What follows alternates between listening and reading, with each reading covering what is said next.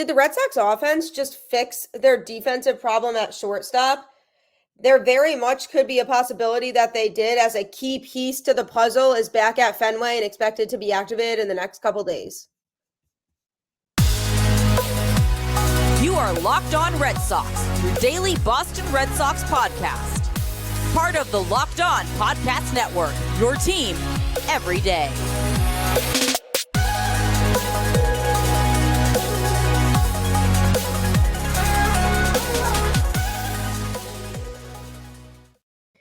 Hello and welcome to Locked On Red Sox, your daily podcast on all things Boston Red Sox. I'm your host, Gabby, former ESPN social media associate and current host of the Boston Balling podcast, here to bring you Monday through Friday Boston Red Sox content on the Locked On Podcast Network, your team every day. Thank you for making Locked On Red Sox your first listen of every day. This episode is brought to you by Sleeper. Swing for the fences on Sleeper picks and you could win up to 100 times your money. Download the Sleeper app and use promo code LOCKEDON and you'll get up to a $100 match on your first deposit. Terms and conditions apply. See Sleeper's terms of use for details. Currently operational in over 30 states. Check out Sleeper today. Welcome to the show. Here to bring you another episode of Locked On Red Sox. So this one's going to be a fun one, as there's some exciting news to be talked about today. I'm going to be talking about Brayan Bello and just the fact that he continues to absolutely dominate. He had another great start last night against the Rangers. I'm also going to be talking about a key piece to the puzzle for the Red Sox, or what could be a key piece to the puzzle that was back at Fenway yesterday and could be activated in the next couple days. And also I'm going to be just discussing Justin Turner and the Red Sox experimenting with him in a little bit of a different position than he's used to. So going to be reacting to that on the show today. Welcome back into Locked On Red Sox. So Brayan Bello deserves and needs to be talked about again because he absolutely dominated in his start against the Rangers last night. The Red Sox continue to win games with him on the mound for the most part. He did take a loss in his last start prior to this against the Marlins. So the Red Sox owed it in him to win the game last night because he really, really shoves on the mound, and he is that pitcher that comes onto the mound to start. Hashtag Bello bump day. Let's make it a thing. And I feel confident with him out there. And that is a great feeling as a Red Sox fan because obviously the rotation has been really dicey this season. So to have somebody at the front of the rotation that you can be excited about to build around moving forward is great news for Red Sox fans. And last night he looked really good. He pitched 7 innings. He did give up 8 hits, which was kind of a high number for him, but he managed to get out of every jam that he was in. He only gave up 2 earned runs and 3 Ks he had, and he's pitching well. He has a 304 earned run average. And then Chris Martin and Kenley Jansen came in the 8th and 9th innings respectively and took care of business to 2 of the most reliable relievers on the team at the moment. So it was an overall really good pitching performance for the Red Sox against a team who does produce a lot of offense regularly. They have one of the top scoring offenses in baseball. So to be able to hold them to just 2 runs just shows the strength of Bello as a whole. And the fact that he's pitching deep into games and it's never a problem is just not a concern for the Red Sox. So he has the 6th best ERA in the AL right now, which is really impressive. And he's so young. So he's somebody you can seriously build around, and it gives you hope for the future of the Red Sox pitching staff. Because when you look at, pitchers like Corey Kluber and James Paxton, who you weren't sure how they were going to pan out, and Kluber just has been a huge disappointment for the team, and Paxton has been pitching a lot better than I certainly expected since coming off the injured list. But when you have aging pitchers like that who may be nearing the tail end of their career, you don't know how reliable they're going to be. You don't know if they're pitchers that you can be dependent on moving forward. So that's why I do thoroughly expect that Paxton in particular gets moved at the trade deadline, because the Red Sox could get a good return for him right now. His value could not be any higher. So he is somebody to really, really consider moving at the deadline. But with Brayan Bello at the top of that rotation, you want to build around him. You want to make sure that you're getting some supporting cast in there from a pitching standpoint to help him out so that every 5 days when he's on the bump, you feel confident that you can get a win. It's, Sale Day being replaced with Bayo Day, essentially, in my eyes. So you want to know that you're building a system around him from a pitching standpoint where you feel confident in the other starters that you have going on the other 5 days. And so, if I'm the Red Sox, I'm seriously looking into this offseason, just acquiring some more pitching help, big pitcher. So we're not talking, a bunch of 2 or 3 guys. We need to get some solid front end starters. And you could argue that Whitlock could be a front end starter. I don't believe he is quite at this time yet because he's been going through a lot. He's on the IL again. He just really can't seem to stay healthy. So if he can stay healthy and play for long periods of time, I do believe that one day he could be a true, strong starter who can fit into the rotation. But in terms of other starters, Houck has really good stuff, but he still needs to work on pitching deeper into games. But those 3, if those are your core that you build around in the future, then that's, a really good 3 right there. And Cutter Crawford, I'm still not fully sold on him, but he is starting to, show semblances of being able to be a top-notch starter. So if he can keep up the way that he's pitching now, then those 4 right there, the Red Sox have a good core going with that. And, obviously this could be a pipe dream, but I did discuss it on a previous show, is the idea of acquiring Shohei Ohtani, because the Red Sox have a lot of the pieces in place right now, and he could be that one missing piece that the team needs because he could help with that pitching staff to be that final guy. Because could you imagine a pitching staff of Bayo, Ohtani, Houck, Whitlock, and Crawford? That is a good 5 players to have pitching. And if you have Crawford as the quote unquote weakest pitcher in your rotation, that's definitely not a bad situation to have. So I'm all for Team Brayan Bello. I've watched him improve throughout his time with the Red Sox, and it's been fun to just see him really get more and more confident on the mound. And just the difference between last year to this year alone is noticeable. But just also the fact that he's just been that guy that the team can rely on. And it's always good vibes when he's pitching. And the Red Sox a lot of times do win those games. So I'm happy they got him the win last night because the offense owed him that win after his last start. And not that the offense was fantastic last night either, but they did enough to get the job done. Big props to Justin Turner. He's been hitting incredibly well for the team. So there's a lot to be excited and happy about from last night's game.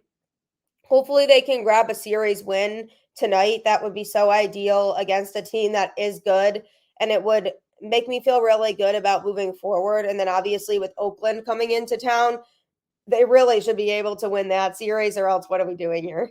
So hopefully tonight the Red Sox can grab a series win against a good Rangers team, because that would be so ideal. And from the standpoint of, the playoffs moving forward, people have reached out to ask me whether I feel like the Red Sox will be buyers or sellers. I think, at this point, I'm leaning more towards sellers because they just can't seem to be consistent. But it's not too late to recover the season and, feel like they should be building around what they have.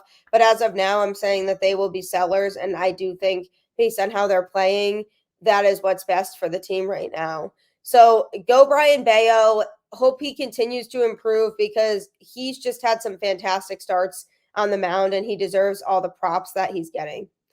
Coming up, I'm going to be discussing a player who could be a game changer defensively for the Red Sox and appeared at Fenway Park yesterday, could be activated as early as today. Yu Chang is back, my friends. Yu Chang is here. So he is expected to be activated either today or tomorrow. We'll have to see on the update on that. But getting him back from a defensive standpoint could be great for the team. So I'm going to be talking about that coming up. This episode is brought to you by Sleeper. Sleeper is a fantasy sports and real money gaming app focused on bringing people together through sports and gaming. Sleeper has become the fastest organically growing fantasy platform in the world, with over 5 million active users in 2022, while earning some of the highest levels of engagement per user in the industry. At Sleeper is not just about sports, it's about building personal connections and lasting memories. Sleeper Picks is our real money product that connects friends over picks. Choose 2 to 8 of your favorite players from pregame, live, or even across different sports. Pick higher or lower than the predicted stats. Only on Sleeper can you get up to 100 times your payouts. Share with your friends and get rewarded together. So Sleeper is a great app to be able to get together with your friends, make some fantasy teams, make some bets, and just build some memories around baseball. Who doesn't want to make baseball fun? It's a great sport and it's fun to watch, but doing those extra little fun things on the side could really, really make it a great experience for you and your friends. So definitely download the Sleeper app, navigate through it, and see all that it has to offer, because you can really win big if you check it out and you take the opportunity to use it. So Yu Chang, it was announced, is back at Fenway and was there for the Rangers game last night. He was not activated. However, he very much could be activated today or tomorrow. He obviously was playing at the beginning of the season and then went on a pretty lengthy IL stint. So it's nice to have him back here and back in the lineup with the team. As far as, before he got injured, he wasn't hitting that well. He took 44 at bats. He had 5 hits, 6 runs, and 3 home runs with 8 RBIs. And he was only batting 136 with a 174 on base percentage. So obviously those numbers aren't good. I mean, he really did not have that great of luck at the plate when he was here. So I don't really expect his bat to really make much of a difference for the Red Sox, but I do think his defense will, because his defense was good and the Red Sox really are in dire need of a defensive shortstop right now that can make plays. And, this isn't a knock on David Hamilton because he's still young and obviously he needs experience still, but he was struggling on some of those plays last night at shortstop, and it costed, the Red Sox finishing the inning, and Bello had to throw more pitches, which obviously wasn't an issue for him. But David Hamilton was kind of thrown into a situation which, in my opinion, was before he was ready. I am excited about the kid. I've said this before, and I do think he has potential, but he's just not quite ready yet. And to bring Yu Chang back, who defensively has shown that he can really, really help out the Red Sox, could be huge, because defense is one of their biggest issues they've had right now, especially infield defense with Kike and David Hamilton playing at shortstop. So to bring in Chang, who does have really strong infield defense and is an experienced defensive shortstop, that could be great. And then obviously, if Story comes back later on, then you do some mixing and matching to move people around in the infield. But it's definitely exciting news that I feel kind of came out of nowhere. I think, his defense is his strength. And I also feel like he is a good clubhouse guy to have around, because the vibes were usually good when he was on the field with the team. So I'm waiting to see the news of when he exactly will be in the lineup, but it could be today for tonight's game. And that would be so ideal. I do think overall, over the last month, the Red Sox have shown a little bit of an improvement from a defensive standpoint. They are still making some of those mistakes, but they aren't as severe and they aren't as noticeable as they were before.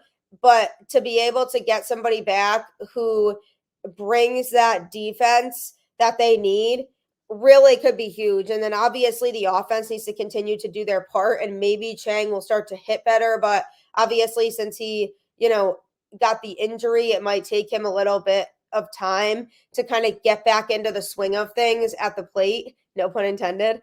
But defensively, he could come back in and just make an immediate impact again. So the Red Sox need that right now. And, a lot of people are bashing Bloom for his lack of acquiring a true shortstop in the offseason. I feel like the main issue was that they weren't expecting Story to get injured. Nobody was. It would have been hard to predict that he needed the surgery. And so it's not really Bloom's fault from that standpoint. The unfortunate part of it is the injury because, it escalated into other players that they tried to get into the shortstop position also getting injured, Yu Chang being one of them and Pablo Reyes being another. And so you look at who they brought in at shortstop, and it's just been a string of bad luck this season.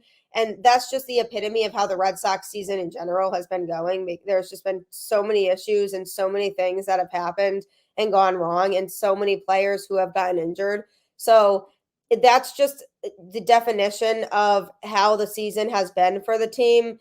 I feel like it's something that, unfortunately we just have to deal with, but is more on the training staff than anybody else. I think there needs to be somebody examining the training staff and how exactly they're working with the players. Because if a lot of players are getting injured like this, obviously there's something going wrong. And so it's easy to point fingers and say, Bloom should have acquired a true shortstop, not Trevor Story in the offseason, who could have come in and expected to stay healthy, because Trevor Story lately has had some history with injuries.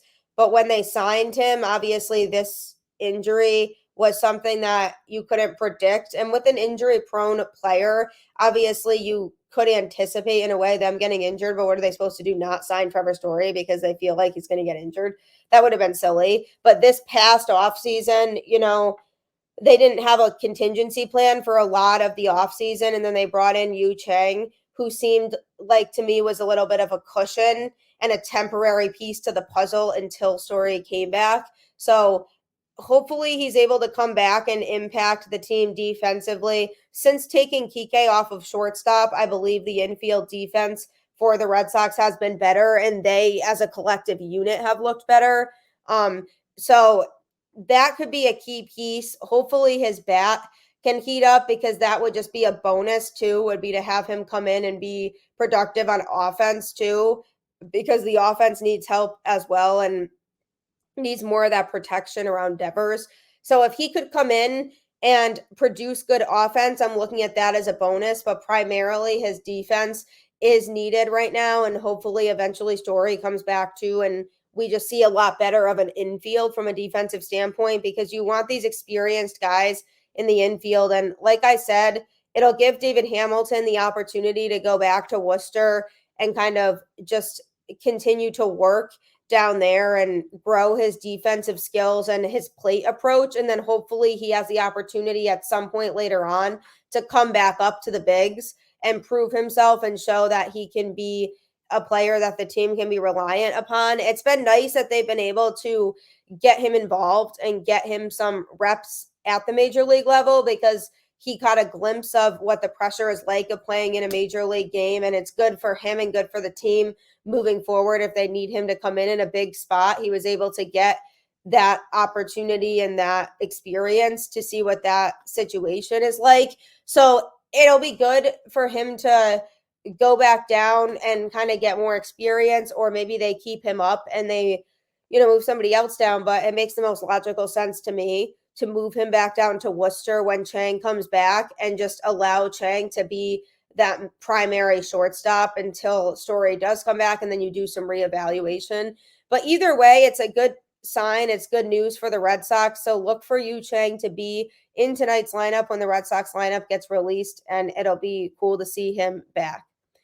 Coming up, I'm going to be talking about Justin Turner, because the Red Sox did announce that he's going to be getting some reps at second base. So I'm going to be reacting to that coming up.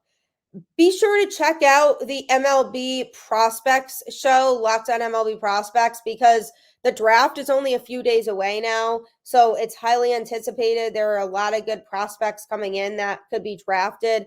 Check out the Locked On MLB Prospects show, where Lindsay can give you all the insight into who to look out for, what players the Red Sox could go for with their draft pick, and much more. So definitely check out Lindsay and Locked On MLB podcast, especially with the draft coming up. And also check out tomorrow's Locked On Red Sox episode, where I will be joined by Lindsay himself, and he'll give me some breakdown of the Red Sox prospects, who is performing and who's not performing up to expectations from the top 5 prospects in the Red Sox system, who the Red Sox could draft with their pick at number 14 and much more. So tune into tomorrow's show where Lindsay's going to be joining me and we're going to be talking all things Red Sox prospects, all things draft as we near it in the next few days. So he'll be hopping on with me, but definitely follow and check out Locked on MLB Prospects because he has you covered with all the details and all the players to look out for in this season's draft. And don't forget, you can get Locked on Red Sox on your favorite podcast platform. Just download the show wherever you listen to podcasts and you can stream it for free. Leave a review, leave a rating, and leave comments if you are watching the show on YouTube. And we'll engage and we'll interact. And then also you can follow the show on Twitter at LO_Red Sox and follow me on Twitter at Gabby Hurlbut10. A lot of fun to be had. And also my Instagram account is at Gabby_Hurlbut10. I have had people reach out to me to continue the conversation. And that's what I want to make this about. Just constant dialogue and communication about the team that we all love, even when it's hard to love them. So follow me, follow the show, and subscribe on your favorite podcast listening platform. So the Red Sox announced that they're going to be having Justin Turner get some reps at second base. First of all, what? This came out of nowhere. I definitely did not expect this to be happening. I mean, Justin Turner is a corner infielder, not a middle infielder. And I can't say that I'm 100% confident in this decision. I think, it's a little bit of an adjustment to go from playing in the corner infield to playing in the middle infield. However, Turner is a veteran and he has gotten used to having to be, moved around. And especially when it comes to playing first base, because he was primarily used to playing third base before coming here. And he's done a fine job at first base. So, maybe he'll adapt quickly. I think from a Red Sox standpoint, it's to get more guys playing time because it would allow Casas to play more first base because Cora has been benching him a lot more than I believe he should be. So it'll allow Casas to get more time at first base and just maximize the offense in general because you can then have Duvall and Yoshida switch off between being the DH. And obviously, I still feel like Duvall's going to get moved at the trade deadline, but it's definitely a good thing to experiment with, especially now when Casas is really starting to heat up more at the plate and he clearly has adjusted his plate approach. So for him to come back and be, at first base more regularly since he deserves to be now, I like the idea of that. I think, Trevor Story can come back and DH and they don't have to rush him back into playing shortstop, especially with the news of Yu Chang coming back. So Story can come back and kind of DH too. So even if Duvall does get moved at the deadline, then you can still alternate really between Yoshida and Story being the DH. And I think, the idea behind doing something like this is maybe they want some change.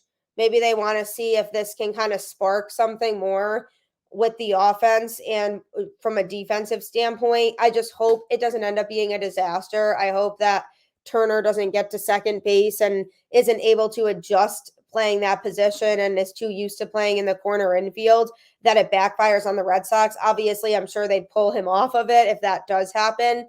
But it's frustrating to, not know how this is going to go for the Red Sox. I could see it going really well, but I also think it has the potential to go really poorly. I understand the thought process behind it. Like I said, I do think players like Duran and Casas should be playing more than they are. And I think this switch will allow that to happen, especially with Casas, because he still needs work on his defense. Obviously, Casas's bat is coming more to life now, but from a defensive standpoint, he does still need some work at first base. But again, if he's going to be one of the players of the future, then it's really important for him to be getting those reps in. And so Justin Turner playing second right now could end up making a lot of sense. It just allows the Red Sox to, in their opinion, make the most out of what they have on offense, which could definitely be the case because when Turner DHs, it's hard to really build the rest of the lineup around him. And he's been, hitting really well. He's one of the Red Sox most consistent hitters on the team. And he was obviously big in last night's game from an offensive standpoint. So obviously you want to put him in a good spot in the lineup. And so by putting him at second base, it really allows that platooning to happen at the DH spot. I really like Turner. I'm a big fan of him. Obviously defense is something to watch out for because he, for the most part, has been fine at first base this year. But again, he is used to being a corner infield. And it could appear like it's an easy switch from the corner infield to the middle infield, but I actually think it's a lot harder to make that adjustment than people might think. So I'm hoping he can make that adjustment with ease and it'll feel like, he doesn't have to do that much to compensate for everything they're trying to do here with the offense. And who knows, maybe this will spark a big run and the Red Sox will come back and show that they can be in contention. I mean, you really never know. I doubt it, but you really, really never know. And so I'm interested to see how this goes for the team. I don't know how long this is going to happen for.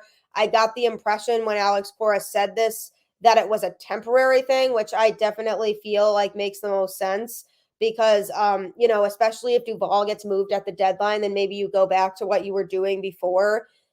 But why not try it out?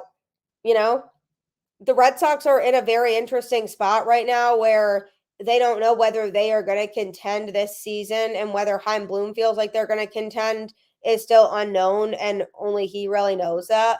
But if you're going to experiment, you might as well do it now because it's not like they're winning their division. It's not like they're in a wild card spot at this current moment. So you want to try to do these things now and really learn how to get the most out of your players. I think it's a long time coming with learning how to get the most out of everybody who's on the team. But I like the idea for now. I think, there's a thought process behind it that absolutely makes sense. And I think hopefully it'll allow other guys to hit where they should be hitting and to maximize their talent on different levels. So I'm excited to see how it goes for the Red Sox. I'm interested in really just, seeing if Turner is able to adapt to that position and can come up big for the team in the infield defense because they do really need that defense up to par. And so we'll see what happens. I mean, if he's able to play second base, then Justin Turner is my infield utility guy. Obviously shortstop is a hard position too, but you can kind of platoon Turner and throw him anywhere primarily within the defense in the infield and feel good about it if this does go well. So hopefully it does go well. Hopefully the Red Sox understand what they're doing and the risks involved with what they're doing. But I do think Turner, with the veteran that he is used to being in situations that he may be a little more uncomfortable with or just isn't as familiar with. So I trust the player they're moving around because out of anybody, I do think he could make that type of a change more with ease. So we'll see what happens, but check out the show tomorrow where I'll be joined by Lindsay from the Locked on MLB Prospects show. You'll learn all about the Red Sox draft pick, top players to look out for that could make sense for the team to draft, as well as much more and updates on the Red Sox top prospects. So a lot to be had on tomorrow's show, a lot of fun. It should be. So definitely tune in and check it out. And you're almost at the end of the week. Keep pushing through. I will see you all on the flip side. Thanks for making Locked on Red Sox your first listen of every day. Take care, and I will see you on the show next time.